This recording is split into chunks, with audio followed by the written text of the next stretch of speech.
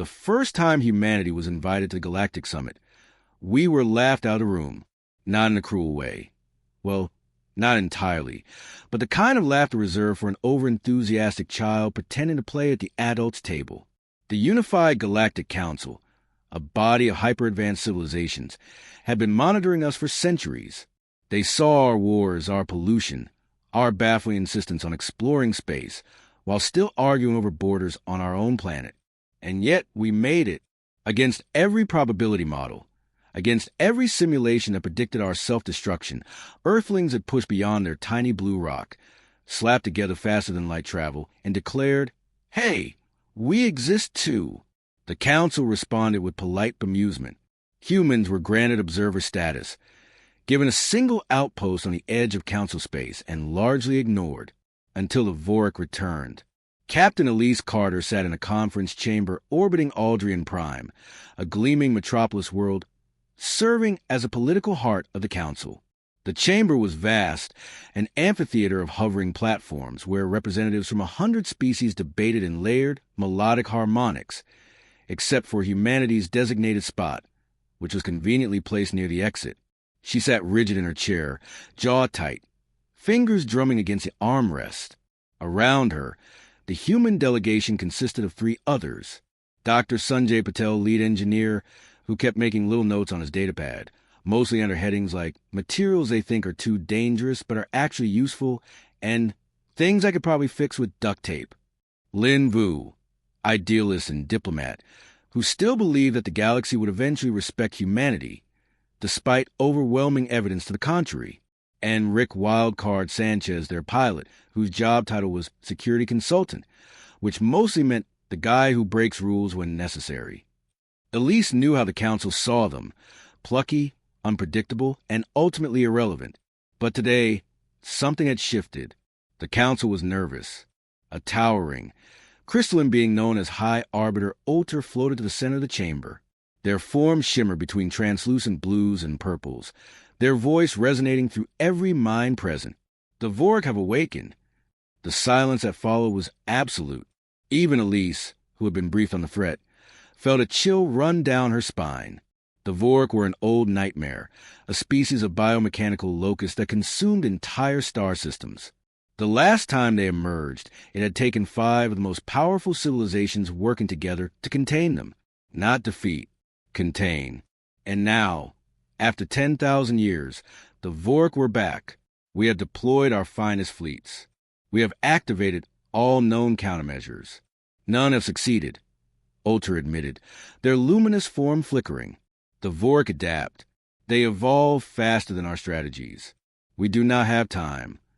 A massive, scale being, Representative Gortatch of the Grillan Dominion, crossed his 4 muscular arms and grumbled, "Then what is your proposal, Arbiter? More ships? More weapons?" Ulter hesitated. Then, reluctantly, they turned toward Elise's platform. "We require human assistance." The chamber erupted into chaos. The Kidhari, a serpentine species with a hive mind, hissed in protest. The Vran coalition, logic-driven and rigid, muttered about statistical improbabilities. Even the normally neutral Trellans, whose entire culture was based on probability calculations, looked horrified. Elise glanced at her team. Patel raised an eyebrow. Lynn grinned. Rick muttered. "Called it." Elise stood. "Now or never. You want our help," she said, loud enough that her voice carried. "The species you've dismissed as reckless, irrational, and dangerous, now suddenly we're useful?" Ulter's light pulsed in a way Elise interpreted as discomfort. "Your species is unpredictable. Our models do not account for your tactical variance. It may be the advantage we require." Patel smirked. "They mean we don't follow rules." Rick leaned back. "They mean they're desperate." Lynn, ever the diplomat, put on her best "we're all friends here" voice. "What kind of assistance are you requesting?" Ulter hesitated. "Anything that works." That was it. That was the official request from the most powerful civilizations in the galaxy. Not for ships or strategies or even weapons. Just something. Elise could have gloated. She could have reminded them how often humanity had been underestimated. But instead, she simply nodded. Then let's get to work. As they left the chamber, Rick clapped his hands together. All right, so, first question. How many laws are we going to break on this mission? Patel sighed. I assume you mean galactic laws, because human laws stopped applying to you a long time ago. Lynn ignored them both, falling into step beside Elise.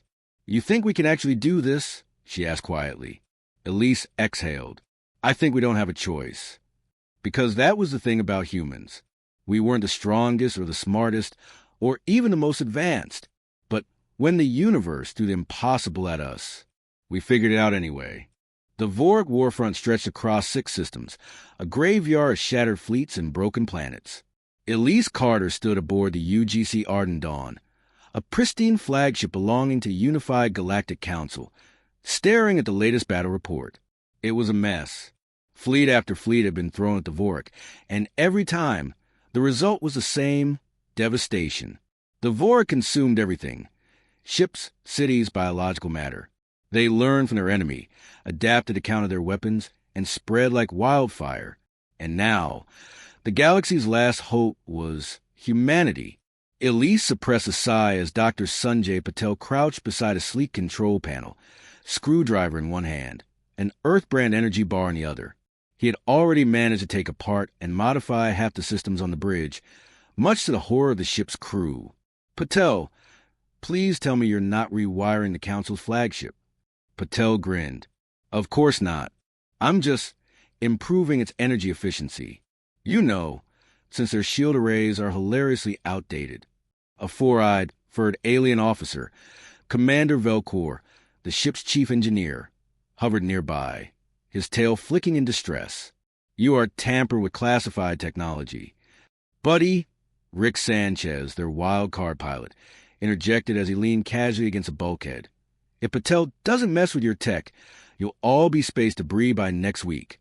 Velcor's fur bristled.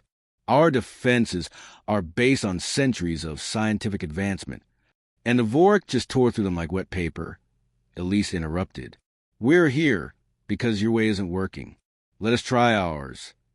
The alien engineer muttered something in his native language, but backed away. Elise turned to Lin Vu, who stood at the holodeck displaying the latest battle maps. Lin had been talking with a group of council tacticians, and judging by their expressions, varying from skeptical to outright offended, the conversation had not gone well. How's the diplomatic front? Elise asked. Lin rubbed her temples. About as well as expected. The council wants results, but they refuse to accept that their entire strategy is flawed.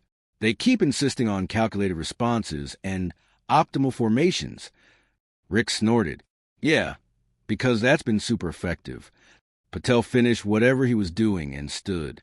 The problem is the Vork expect optimized strategies. They learn from them. But us, he grinned, we're chaos incarnate. Lin nodded. Exactly. We need to do something completely irrational, something that no algorithm would predict. Elise glanced at the map. The Vork's front line was moving toward the Istra Belt, a massive debris field from a centuries-old war. A graveyard of ruined ships, derelict stations, and forgotten technology. We're going to fight them there, she said. The alien tacticians balked. One of them, a rigid-looking Vran, protested. That is not a defensible position. Good, Elise said. They won't expect us to use it. The Battle of the Istra Belt. When the Vork arrived, they found exactly what they expected. A vastly outgunned human force hiding among the wreckage. Their strategy was simple. Overwhelm, consume, adapt. What they didn't expect was what came next. All right, people, Elise said over comms. Let's remind the galaxy why humans are a nightmare to fight. Phase 1, improvisation. Patel had rigged the battlefield itself into a weapon. Ancient wrecks, forgotten satellites, even discarded mining equipment. All of it had been converted into floating bombs, triggered remotely. When the Vork advanced, the debris detonated in unpredictable patterns, breaking their formations. Aboard the Arden Dawn, Velcor gawked at the display. That's not a military tactic. Nope, Patel said, shoving a mouthful of energy bar into his mouth. It's a bar fight, scaled up to interstellar proportions. Phase 2, psychological warfare. Lin had broadcasted thousands of fake distress signals and conflicting fleet orders across Vorik communication channels. The Vorik, built to analyze and predict, became bogged down in false data. Their responses slowed. Their coordination fractured. Phase 3, Rick's Wild Ride. Rick had stolen a Vorik scout ship and somehow jury-rigged it to run on human flight controls. Now, he was leading a squadron of mismatched vessels, human fighters, repurposed alien freighters, even a half-broken council cruiser, directly into the Vorik's command ships. "Sanchez, what the hell are you doing?" Elise demanded over comms. "Being a goddamn hero," Rick replied, spinning his stolen ship through an impossible maneuver and directly into the lead Vorik dreadnought's hangar bay. For a moment, the battle stalled. The Vorik hesitated. Their calculations failed to account for an enemy pilot willingly flying into their capital ship. Then, Rick's voice crackled over comms. "By the way, I found their control node. Might want to hit that about now." Patel grinned. On it, using scavenged Vorik tech, he fired a repurposed EMP pulse, something the Council had dismissed as obsolete. The Vorik, built on adaptive neural links, crashed. Their entire fleet convulsed, ships shuddering as their connection severed. A few moments later, Rick's voice came back. "Okay, slight update. I may have also broken the ship I'm inside of. Extraction would be nice." Elise sighed. "You crash one enemy flagship, and suddenly you need rescuing? Hold tight, we're on our way." Aftermath. The Vorik forces retreated, their adaptive advantage crippled by the very thing they relied on, pattern recognition. Humanity had fought with unpredictability, with chaos, with sheer reckless ingenuity. On the Arden Dawn, the Council's tacticians were still in stunned silence. Velcor finally muttered, You fixed our battle strategy with mining explosives, fraudulent communications, and an illegal boarding maneuver." Patel beamed. "Yep." Velcor's ears flattened. "And it worked." Rick, being hauled onto the bridge by 2 medics, grinned weakly. "I told you, humans are a goddamn nightmare." Elise crossed her arms. "Now, let's talk about giving humanity a seat at the big table." For the first time in recorded history, the Unified Galactic Council was forced to admit that the species they had spent years laughing at, the unpredictable, chaotic, reckless humans, had just handed them their first real victory against the Vorik. And yet, no one was celebrating. Elise Carter stood at the center of the Arden Dawn's war room, staring at the holomap. The Vorik were adapting again, faster this time. Their retreat had been strategic, not desperate. Every battle the Council fought was a data point. Every failed assault another lesson for them to refine. In a matter of days, they'd be immune to every trick humanity had just used. She exhaled. "We're running out of time. The unsolvable problem. They're evolving beyond conventional warfare," Lin said, pacing. "We keep outmaneuvering them, but it's only delaying the inevitable. They'll break through again." "Then we do what we do best," Rick said from the corner, still bruised from his last questionable maneuver. "We get crazier." Commander Velcor, who had reluctantly stopped protesting human tactics, crossed his arms. "And what exactly does that mean?" Dr. Patel looked up from his tablet, where he'd been running a series of calculations. "It means we stop thinking like the Council. We stop thinking like an army. We start thinking like a virus." A silence fell over the room. "Explain," Elise said. Patel leaned forward, excitement in his eyes. "The Vorik adapt to threats. They analyze, predict, and evolve past them. But what if," he gestured to the holomap, "we make them adapt to something that destroys them?" Lin frowned. "You mean force them into a logic trap?" "Exactly. We don't fight them. We let them fight themselves."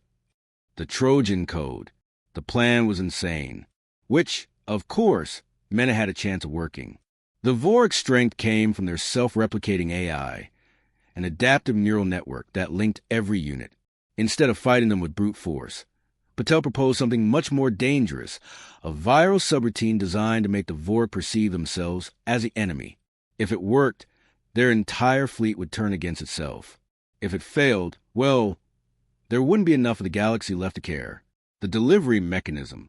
The virus needed a direct uplink to the Vork's central core, buried deep within the Nexus swarm, their mobile command structure.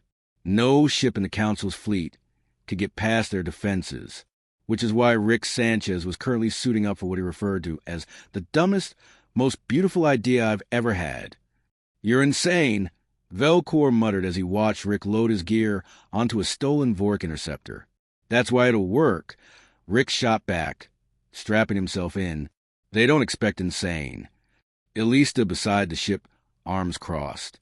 "You really think you can get inside without them noticing?" Rick grinned. "I'm not getting inside. I'm getting captured." Lynn pinched the bridge of her nose. "This is a terrible plan."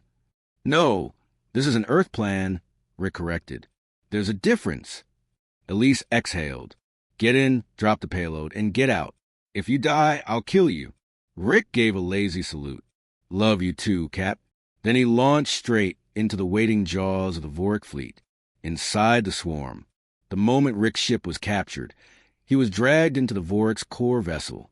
Biomechanical tendrils coiled around his arms, scanning, probing, analyzing. Human. A voice echoed in his mind. Cold. Calculating. Rick grinned. "Sup?" The Vork hesitated. That was the thing about humans. They didn't react like other species. There was no fear, no resignation, just an infuriating, ever-present smirk. "You are irrelevant," the Vork decided. "Yeah, I get that a lot," Rick said. Then he triggered the virus. The effect was immediate. The Vork core shuddered as the infection spread. The neural network, designed to detect threats, suddenly perceived every other Vork unit as a primary enemy. The swarm convulsed. Ships turned on each other. Entire sections of the fleet collapsed in self-destructive fire. And in the chaos, Rick Sanchez stole another ship. He patched into the comms. "Hey, Elise? Good news. I just made an AI have an existential crisis. Victory or something like it." From the bridge of the Ardent Dawn, Elise watched the Vork fleet devour itself. It wasn't a battle. It was a systemic collapse. Patel exhaled. It worked. Velcor, for once, was speechless. Lynn, however, remained tense. "It's not over. We don't know if this is permanent." She was right. The Vork had adapted before. But for now, the impossible had happened. The unstoppable force had met an enemy it couldn't predict. And that enemy was humanity. The Vork were gone. Or, more accurately, they had torn themselves apart, reduced a little more than drifting wreckage and fractured, mindless fragments of their former self. Elise Carter stood on the Ardent Dawn's bridge, staring out at the battlefield. What had once been a monstrous, ever-evolving armada was now nothing more than a scrapyard. The virus had worked. Too well. Patel sat nearby, his fingers steepled. "It's unsettling, isn't it?" She glanced at him. "What is?" He gestured to the remains of the Vork. "This wasn't just a battle. We didn't defeat them. We rewrote their entire existence. A full-scale cognitive implosion." Elise nodded slowly. He wasn't wrong. Humanity had won, but not in a way the Council would have ever predicted. They hadn't outgunned the Vork. They hadn't outmaneuvered them. They had broken them. And now, the rest of the galaxy knew exactly what humanity was capable of. The Council's response. The unified Galactic Council was silent. For the first time in history, they had witnessed an enemy greater than themselves fall. Not to superior firepower or grand strategy, but to a species they had deemed reckless, primitive, insignificant. Now, that species stood before them, waiting for judgment. In the council chambers, Elise, Lynn, Patel, and Rick stood on the same floating platforms before, but this time, they were no longer shoved near the exit. Elise met High Arbiter Ulter's gaze, the crystalline being's light flickering between unease and contemplation. "Humanity has done the impossible," Ulter said last, their voice echoing across the chamber. "The Vork are no longer a threat. The galaxy remains intact. And yet, we find ourselves in unfamiliar territory." A low murmur spread through the chamber. Representative Gortach, the scale Grillin warrior, grunted. "You fear them now." "We do not fear them," Ulter corrected, though their flickering light suggested otherwise. "We acknowledge them." Elise crossed her arms. That's nice. But acknowledgement isn't the same as respect. Another murmur, this time more tense. Lynn, ever the diplomat, stepped forward.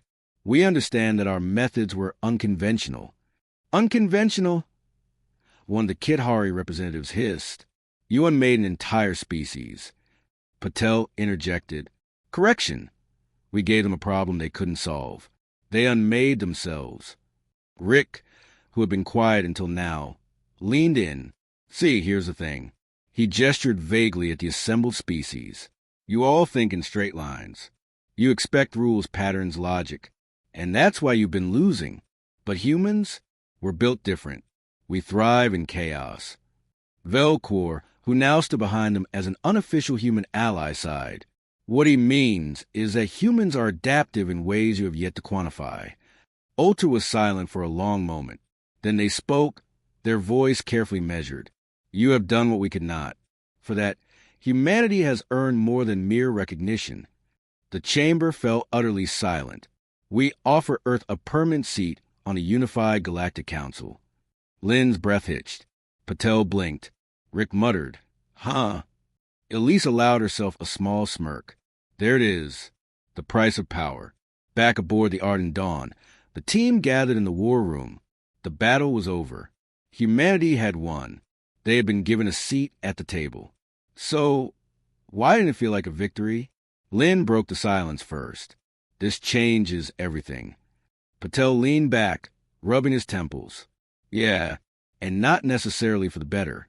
Rick, predictably, looked unfazed. We saved the galaxy. Now they respect us. What's the problem? Elise exhaled. The problem is respect and fear are two sides of the same coin. Lynn nodded. Before, they saw us as unpredictable but harmless. Now, they see what we're capable of. They won't ignore us anymore. Velcor, who had become something of an honorary human by this point, crosses arms. They will watch you. Closely. Some will admire. Some will resent. And some will fear. Patel sighed. Great. We go from galactic nobodies to the new dangerous species on the block. Rick shrugged. Could be worse. We could still be the butt of their jokes.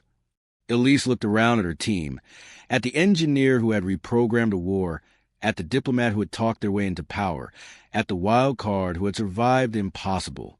And she knew, deep down, that whatever came next, humanity would face it the way they always had. Head first, unapologetic, and ready for whatever the universe threw at them. She smirked. Let them watch.